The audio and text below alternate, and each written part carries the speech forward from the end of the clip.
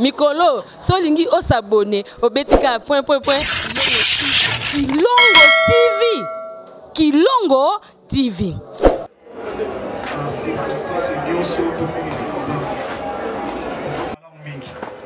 Je sais que chacun de nous a son église, peut-être aussi sa doctrine. Nanazam ta doctrine telle, naza doctrine pakala, eza penza mabete. Mais tant mususu atali kamoto goloba et cause appelle moi malam.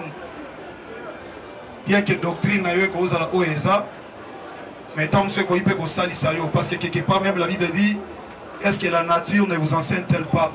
Si la nature nous enseigne, ce qui veut dire nous pouvons aussi avoir quelques mots ou une parole seulement. Je sais qu'on n'a pas beaucoup de temps.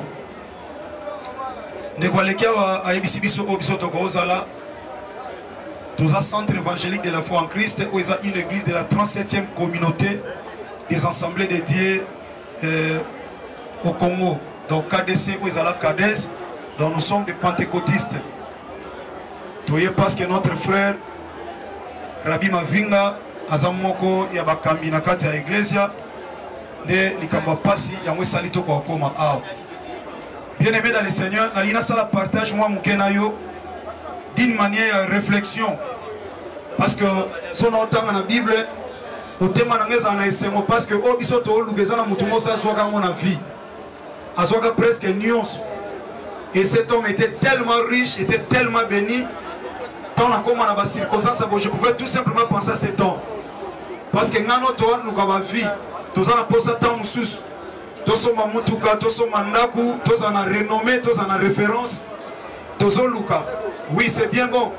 Mais mutumo ina betelo li solo na ye na poko atope na butwa lelo. C'est quelqu'un qui avait eu la grâce de Dieu. Ya ozala na nyonso na mayele azalaki na. Mbongo azalaki na ngo basi azalaki na ngo bosui azalaki na. Mais un jour avec réfléchir, avec révéler au monde vraiment très important. Autant tous en matanga wa papa maman tozo lela, au cause la peut bénéficier na yango. Na butwa lelo tu peux bénéficier de la réflexion ou la pensée de cet homme qui était complètement béni. Comme on les a dit Salomon. Salomon, c'est quelqu'un dont le Seigneur avait donné ou avait doté de l'intelligence et la sagesse ou personne. Zambaloba qui n'a rien inaye. Salomon. Et pour aller plus loin, peut-être au monde on nous appelle leader. Pourquoi? Parce que tu as un nom, vous en avez premier, deuxième, quatrième, cinquième, 10e bureau. Oui, c'est bien bon. Mais cet homme n'avait pas 5e, 6e. Il avait 700 femmes au Balaki officiellement. Et Azalaki a 300 concubines, topé ma chérie, 300. Donc une personne oiseau vivre là-bas, c'est 1000. Je ne sais pas si tu en as battu pour le moment. Alors, bien aimé dans le Seigneur, Salomon m'a soit réfléchir. Atali alobi boye, atali bosuinaye, atali nyon soye, et aïko comme en Ecclésiaste chapitre 7, du 1er jusqu'au 2e verset, alobi boye. Une bonne réputation vaut mieux qu'un bon parfum. Et le jour de la mort que le jour de la naissance. Comment quelqu'un qui peut dire ils ont malin miki ko sepela na ko kufa ke na ko botama. Or on a réalisé na moni tanto ke na maternité to moni mama boti to pesa ba félicitations, c'est-à-dire nous sommes dans la joie. Moi na moko na famille bazo pesa félicitations na maman, félicitations na papa, aboti moi na nini, aboti moi na mobile, aboti moi na mwasi. Ah félicitations. Mais so mutakufeli to yeba condoléances et to pesa mo d'une manière où eza penza lié na tristesse. Mais cet homme qui avait beaucoup de moyens, il s'est payé n'a pas souhait à tristesse, qui n'a pas souhait à joie. Alors, le jour de la naissance, ils ont mabé qu'on les cajou ya kokufa. Alors, mokolo ya liwa et leki mokolo oyo wapi mutabotami. Akobi maloko la mon fou, mais bimi fouté. Il a très bien réfléchi, il a très bien raisonné, il a très bien réalisé des choses. Salomon alobi vaut mieux le jour de la mort que le jour de la naissance. Parce qu'alobi mieux vaut aller dans une maison de deuil que dans une maison de festin. Pourquoi? Alobi car cela est la fin de tout homme et celui qui vit prend la chose à cœur. Alobi faites tokende. Faut ça là-bas faites. Faites ça dans la Bible, le premier miracle à Christ. et salama na fête na Cana et pas multiplier qui topé à bongola qui maille et comment qui vino bah tu vas sepela qui c'était dans une fête. Donc l'Éternel n'a pas interdit que na ba fête. Non non non, fête ça malan photo sepela. Il y a quelque part à lobby, bo sepela na ba oba o sepela, pebol la na ba oba zolela. Et maintenant là bien aimé dans le Seigneur, tant oiseau sabiso mieux vaut Salomon lobby. Mieux vaut aller dans une maison de deuil que dans une maison de festin. Pourquoi? Parce que cela est la fin de tout homme. Et celui qui vit prend la chose à cœur. C'est quelque chose aujourd'hui est un peu bizarre. Tout le monde dit on a matang et comme bisika batu ba melaka. Matang et comme bisika batu ba liaka. Matang et comme balia ba raconte. Matang et comme place batu ba réfléchir. Par preuve bien aimé dans le Seigneur. Bon mon attend ba tata na biso biso tozaki bana mikeso matang ezali. Au monde à parents, bazana limenia, bazana respect sur la matang. Et puis modernisation peut être monsieur comme au bébé ça. Le lolo comme matang, peu comme moi balix, ma cambe comme balix. Alors bah ma peu comme l'homme quelque part coutume africaine, avec comme qu'on a influencé dans la coutume européenne, tout comme on perd de culture na biso. Moi je me rappelle chaque fois quand je prêche, na ba milia matang, je me rappelle. Biso los qui sont matang et ça na balabala. Papa na biso azali na grâce aux ana mwa mbongo. Tozaki na mwa ba chaise ya table à manger bandosa la mwa belé et soki matanga eza na balabala. Ba oya osenga ba kiti pa na biso, papa na biso opesa ba kiti ya ba chaise na biso table à manger. Nde eke na matanga wana. Alors on remarque batu nyonso na kati ya matanga baza na même attitude, baza na même expression. Donc tout le monde na ba o ba kufeli, na ba o ba eko bondisa bango. Attitude ya mawa. Mais je me pose la question aujourd'hui. Est-ce que tant tu as un matanga na biso tu es ko bondi sabato? Est-ce que tu as une attitude ndenge mo na bato ba kufeli to ba perdre mutu? Nazomona eza pensate il y a une grande différence. Et par là na ici ba tukoloba que to perdre ba valeur na biso ba africain. Oto yeba ki ete na sika matanga eza mutu akoyana kimia nyonso. Omona mutu même agumbi maboko na ye. Azoya ba menyo somi balé donc azui maboko nyo somi balé asangisa mo sika moko ayeko tele maliboso mo wei ou bien asali recueillement a tourner na limenya nyonso mais l'autre moni batu muso atana kepi na ye azoko sala recueillement mutu muso mona ye na forme démarche mo senti mutoyo démarche weza démarche ya mutu tazali boso ya circonstance ya passe et aujourd'hui tozomi tuna motuna ba parents na biso ba koli ndenge nini biso génération otozola na bango to otikala na nini lokola ba discipline ko ba parents ba ko ekotikela biso. Bien aimé dans le Seigneur, Salomon alobi boye toke na bisika na matanga parce que c'est là est la fin de tout homme. Totali maman le lo azate maman Sele. Maman Sele ali akina batu. Maman Sele mela akina batu. Maman Sele zaki pena ba projet lorsqu'il a commencé cette année. Elle était sûre que akosilisa année ndengano pe to bandi. Aïba qui akosilisa année ndenge pe ngano to ça.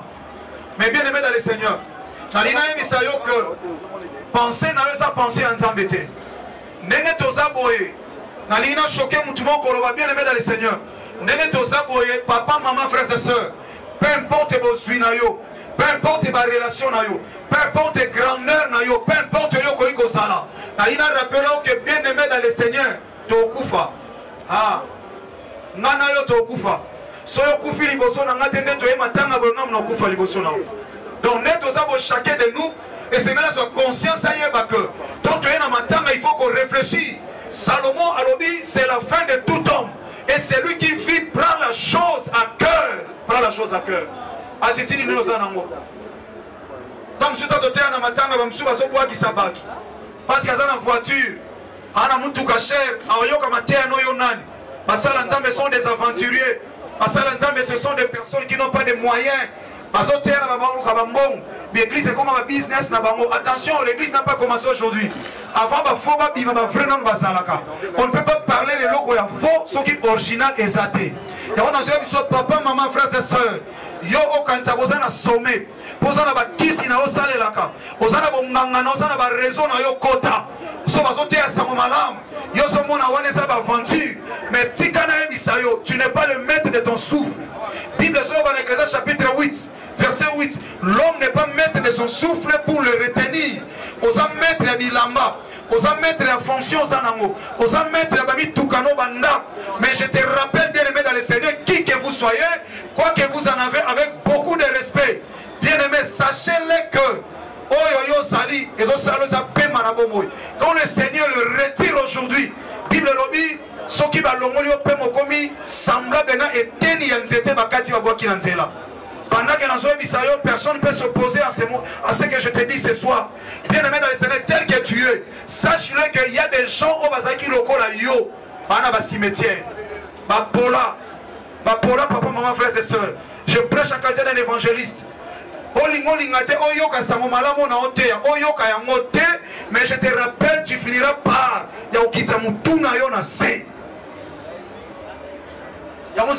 réfléchir. Tu réfléchis, bien aimé dans le Seigneur. Et ça va sala nzambe nguya ba kufa, papa edina bala. Basala nzambe nguya lokwa papa edina bala. Lokwa papa Jacques Verno bana sama belé, ba kenda.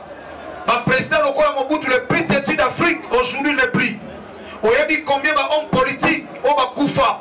Oyebi combien de médecins, d'avocats, de juristes c'est plus fort. Le nom bana sama bele ba étudiant.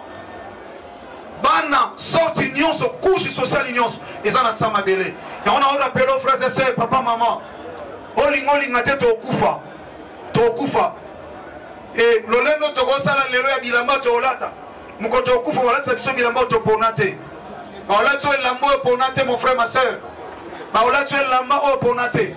Osana coiffeuse moko ya bien, asala ka maquilleuse moko ya bien. Même kolo kufa okuta na maquilleuse ya morgue. Tant sou pas formé te na mangwetali esthétique. Mais akobongiso na ndenge na yo okodisité te. Tant sou membre de famille no bazana soma okota tina kat. Comme on a pris un corps lali wana. Mais batu baliaki na yo. Mon frère, muta okato suki. Osana kata morgue. Coiffeur à morgue, coiffeur à kata ko suki. On peut accéder à côté de la mort pour que Kato Souki. J'aimerais que vous réfléchissiez comme Salomon a dit.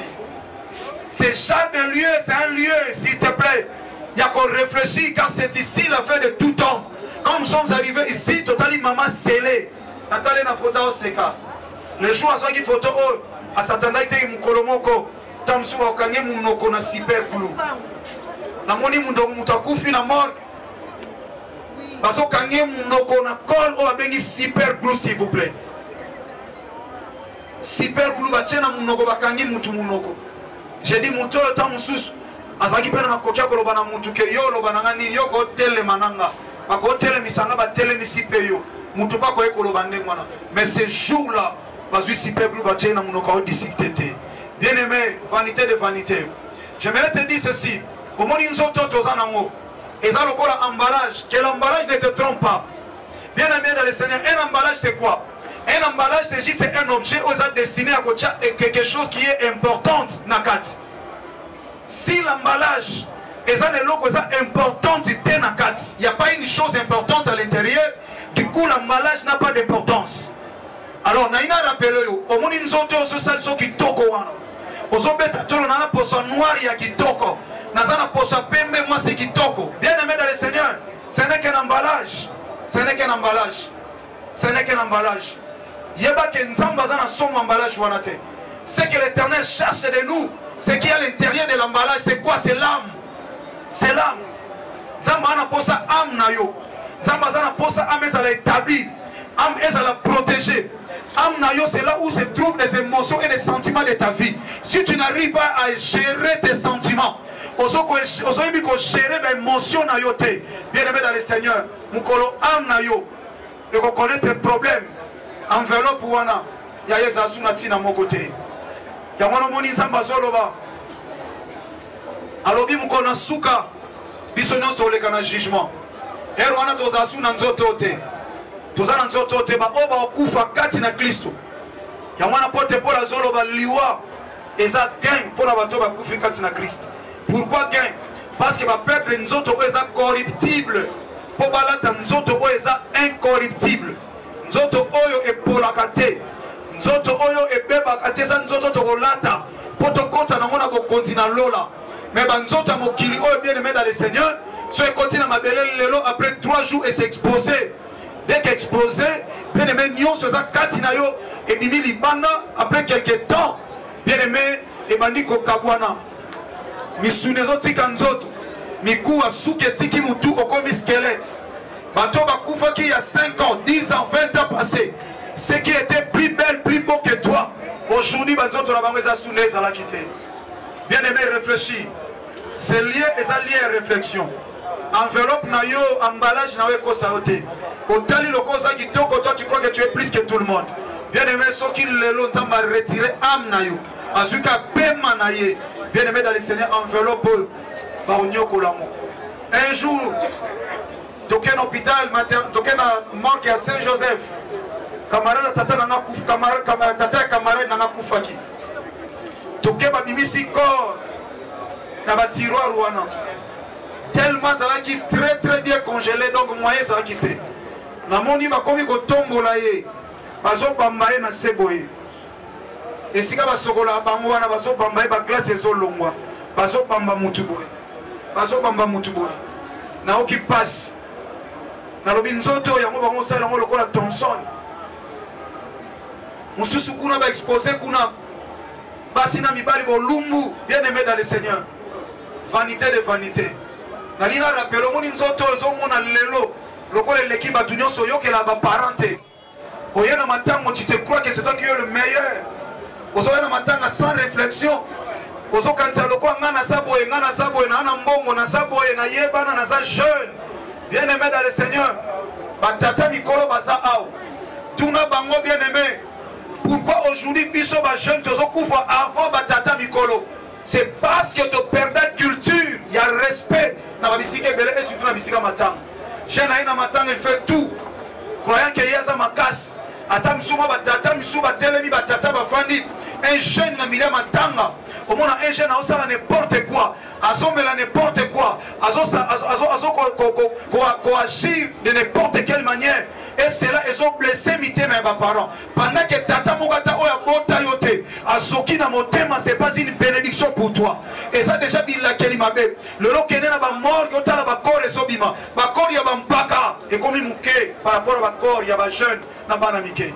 Pourquoi? Ba tata o batambola malamu. Batambola na ba discipline ayina matanga na respect. Azobima na matanga na respect. Mais biso toana matanga lokola ele ya tourisme. Tozona matanga lokola ele de rencontres. Tozona matanga lokola ele ya koya komi la kisa otozali et conséquence tozo perdre bon moi plus vite parce que nous sommes sous la malédiction. Ya koza encore respecter ba principe onza machena be bisika sengeli tozala. Kenen en fait, il y a en fait nela. Il y a en fait bina. Mais quand tu es venu dans un lieu tel que c'est tel que c'est c'est lieu le lieu de deuil. C'est un lieu de la réflexion où chacun de nous doit réfléchir que jeune oyosa lui a équipage D. Et puis lui est ananda kwa mutu sans trompette ni tambour. Soyez koti pa na yo otinda avocate. Ya yomoni avocat na yo akenda makamu na yo pour ozo convocation mukili. Ozoka invitation mukili. Mais le jour où le Seigneur va t'inviter ou va te convoquer, ne konanga otinda mutute avocat okendete. Convocation nzambe ki pasikate. Et qu'on coûte à open na douche, et qu'on coûte à open na carte taxi, et au yebi que batu bakufa na balenyo, c'est ça batu bakufa na carte douche, batu bakufa na carte chambre, batu bakufa na carte mutuka na volant en koufi. Donc liwa et qu'on coûte à yo ici canyos. Pendant ceux qui s'en aillent, ils sont bien aimés dans le Seigneur. Rachetons le temps car les jours sont très mauvais. Donc on couvre d'une manière impossible. Si on a bisayo au voyager na bamboka misous, morgue il faut pas expliquer où est sa morgue. Si on va expliquer, on va mettre à 15 tours au dialogue pour les morgue. Mais le long de Congo, précisément à Kinshasa, morgue est comme un lieu où on va compléter fou la bâtonne. Donc ce qui veut dire, tous on couvre en facilité, tous on couvre le col offert, tous on couvre vis-à-vis de la condition, tous on vivre ça malamouté. Alors, et c'est chacun de nous à se préparer. Parce que la mort n'est pas un problème. Mais le problème c'est juste après la mort. Après la mort, il y a un jugement qui nous attend. Peu importe les circonstances, au coup fait mais tika, ton allo heureux, parce qu'il y a encore une autre vie qui nous attend de l'autre côté. Raison pour laquelle l'apôtre Paul a dit Liwa eza qu'un pour la Christo. Batunaye Thomas Polo. Balobi batuazo kufa sikoto Yesu Masia kozonga mukoloni.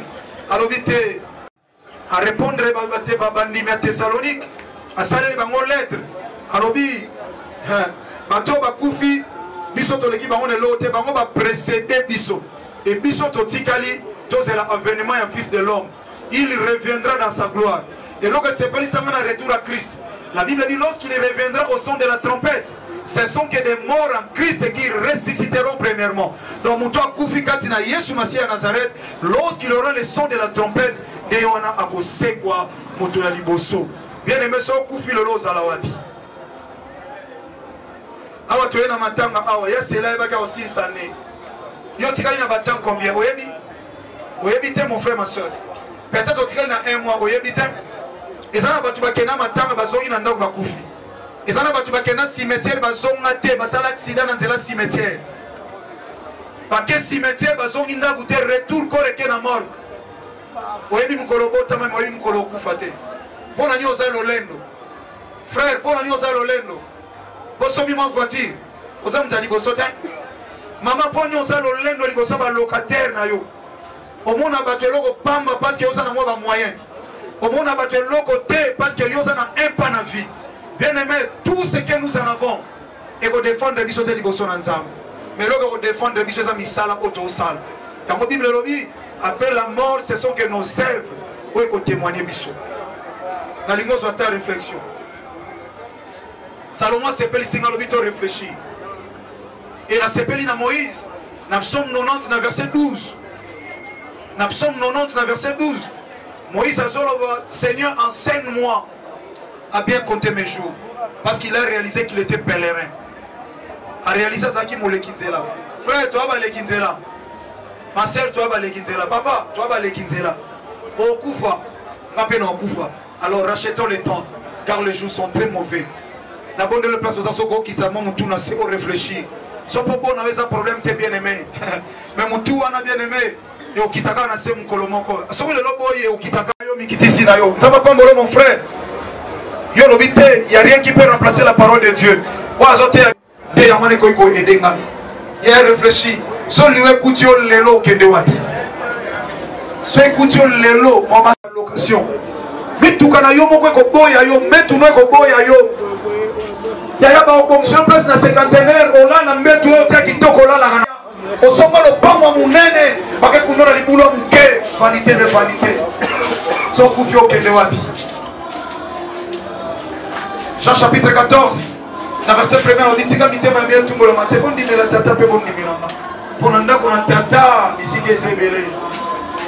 La ligue, on ressemble à bien aimé. Tous en culte, mais j'aimerais que vous ayez une réflexion sur la Salomon. Attends la malamouté. Nous allons tata limbisa. Mawanzambe sopa na likolo na yo. Nous allons tata pesa makasi na matanga. Na se comporter. Faut ina ressemble à un colombo ça n'a pas ça pour ça va ressemble à. Zamba empêcher peu bisoto kwa boyate ni batu de ko sakana. C'est le temps. Rapport dans vocaté dans sa molékinzela. Salam na ngolo. Salam na ngolo. Ata fozo na biso na parcelle voici. Maman couvre tika le pam. Mais bozo pour na tina le pam ma famille. Bien aimé ko tika là. On va n'attendre pas sur Olingo. Bon répands-toi. Répands-toi là où tu es. Répands-toi.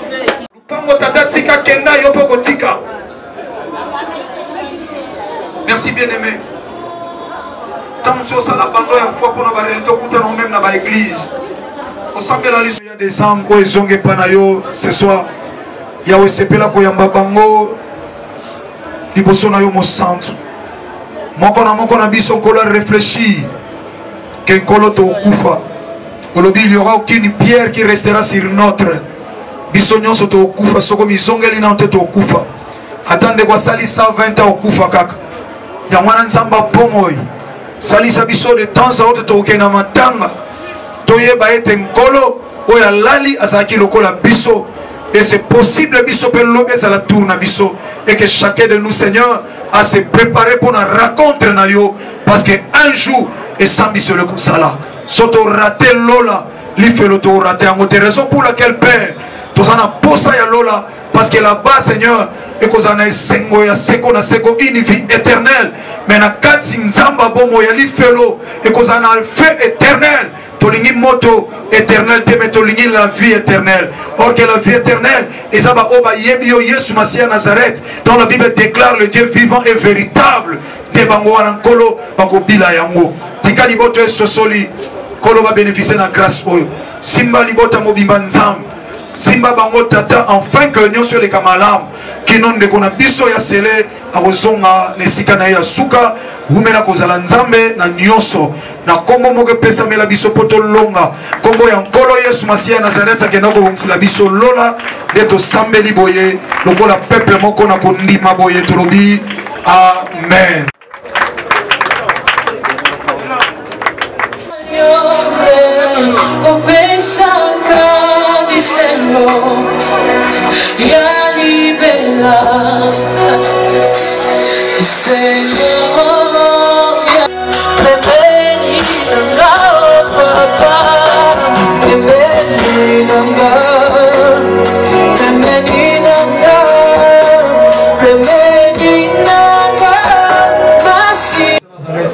Tout le monde est dans la circonstance à matin, à haute tata, tout soit réflexion, tout soit connaissance, il y a vraiment le lengeni, tout le tambola dans ce namo et oh.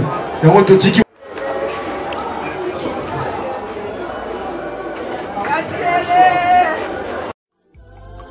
FB International, Fiston Bassende, agence de fret maritime pour Paris en France, à destination de Kinshasa RDC. Tous vos colis, envoi express, envoi normal, conteneur et autres. Confiance Nabisso na FB International. Fiston Bassende, en région parisienne, au 40 rue Jean Rossard, 77 380 Comble-la-Ville, en France. Contact, composé le +33 7 67 90 77 07. Mikolo, solingi o s'abonner au Betika Kilongo TV. Kilongo TV. Bana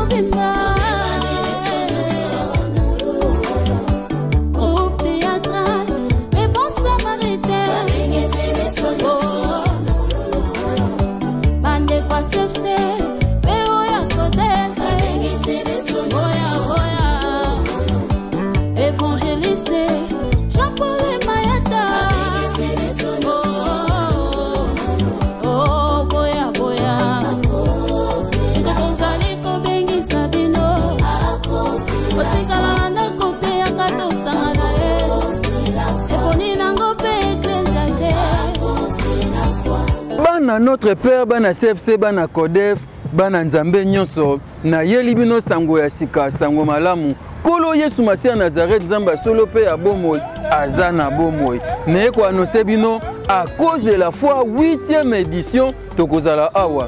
Tokozala awa na terrain ya Bouddha et Longona l'évangéliste international, le porteur du Christ, l'homme des chiffres, Muto Simbiko Dakondima, le pasteur Jean-Paul Mayata, l'homme de la foi. N'engeze prévu le 1er pe le 2 juillet na Sainte-Thérèse et ezali susu kunate et komi awa na terrain oya Bouddha. Awa na Bouddha première entrée na njilo kotika opusani muke omona na gauche wana terrain Bouddha bisika à cause de la feu kozala tunanga jour nini. Du 15 au 16 juillet 2023, 8e édition à cause de la foi, avec le porteur du Christ, le pasteur Jean-Paul Mayata, l'homme de la foi. Awa, ekobongwana maternité pour na bato bazoluka mabota, ekobongwana ambassade pour na bato bazoluka visa, ekobongwana solution pour na bato bana ba problème. Yaka boya boya na bengi binoto ya ebele awa. Terrain oyo ya Bouddha toko bondele longo na mumbu na kolo pe toko mona loboko na Nzambe. Le 15 pe le 16 juillet à partir à 14h ngana oya avant na tongo déjà pona kanga place na ngali buto sala lokola ngai première entrée ka ya njili otunika terrain Bouddha c'est pour tunité o avancer ka muke na gauche au mona terrain oyo et sika wapi à cause de la foi que la 8e édition le 15 le 16 juillet à partir à 14h yaka avant to saisir opportunité oyo tokanga Nzambe na temps pe na circonstance Nzamba Mayata akosaka te alobaka ya solo le 15 pe le 16 ngana zanga na kozanga te yaka to bondele longo.